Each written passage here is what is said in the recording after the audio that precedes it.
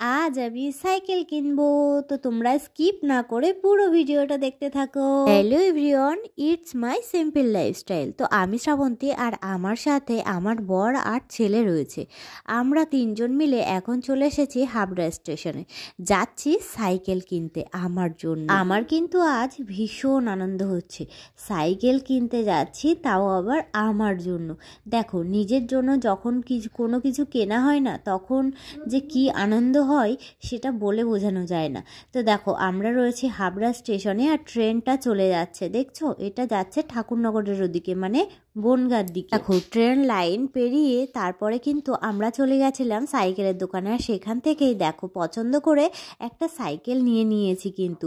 আর ওই দোকানের ভিতরে গিয়ে না একটুও ভিডিও করতে পারি। কি বলো তো, ওই যে সাইকেল দেখতেই ব্যস্ত ছিলাম আর ভাবছিলাম, মনে মনে ভীষণ আনন্দ হচ্ছিল যে আমি সাইকেল চালাবো, আমার নতুন সাইকেল, মানে ভীষণ একটা অন্য রকমের ফিলিংস। যাই হোক, আজকের দিনটা কিন্তু ছিল রবিবার, আর রবিবার যেহেতু তোমাদের দাদাভাইয়ের ছুটির দিন, সেহেতু বোঝোই এ কাজ সে কাজ, এটা ওটা, মেলায় যাওয়া বলো, মানে সব কিছু ওই দিনকেই আমাদের করতে হয়, যেহেতু ওই দিনটা তোমাদের দাদাভাই ফাঁকা থাকে, বাড়ি থাকে। তো সাইকেল কিনে ওদিকে বাড়িতে রেখে তারপরে কিন্তু আমরা রেডি সেডি হয়ে মেলায় চলে এসেছি। দেখে তো বুঝতেই পারছো কি ভিড় মেলাতে, দেখতেই তো পাচ্ছ, মানে এতটা ভিড় সত্যি আশা করিনি আমি। এটা হচ্ছে বাণীপুর মেলা, আর আমরা যে বছর বাণীপুর মেলাতে এসেছি, মানে আমার বিয়ে হওয়ার পর থেকে প্রত্যেক বছর আমরা এই মেলাতে এসেছি। আর এই মেলাতে যখন আমরা আসি, ওই একটু তাড়াতাড়ি করে, মানে একটু দুপুর বেরোই, ধরো 3:30 4টে এরকম টাইমে আসি, তাহলে কি হয় বলো তো, পুরো মেলাটা ঘুরে দেখা যায়, প্রচুর কিছু দেখার জিনিস আছে। করে প্রদর্শনীতে তো অনেক কিছু দেখার আছে।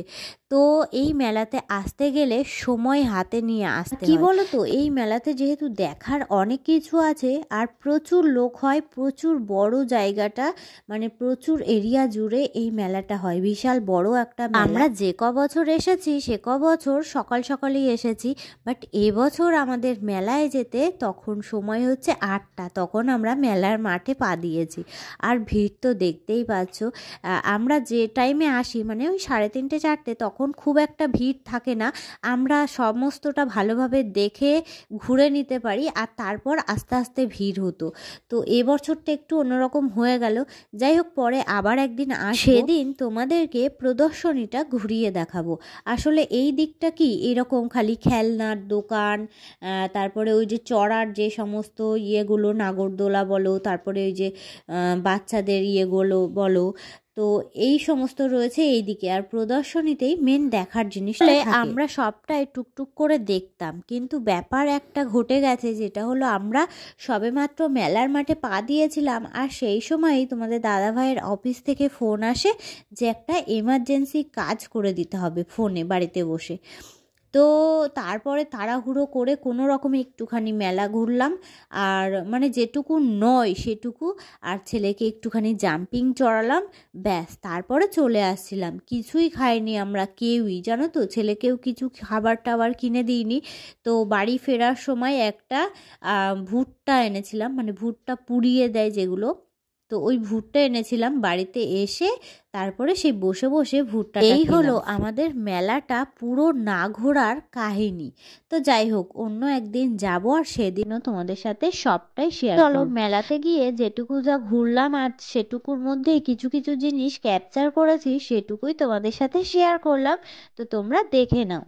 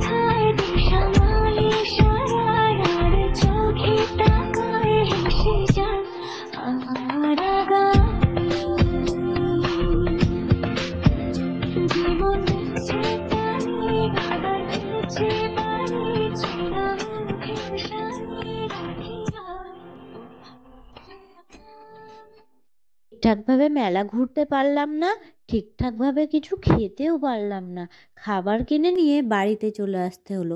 কি আর করা যাবে বলো, হঠাৎ একটা এমার্জেন্সি কাজ এসে পড়লো। তো যাই হোক, চলো আজকের ভিডিওটা কেমন লাগলো অবশ্যই কমেন্টে জানিও।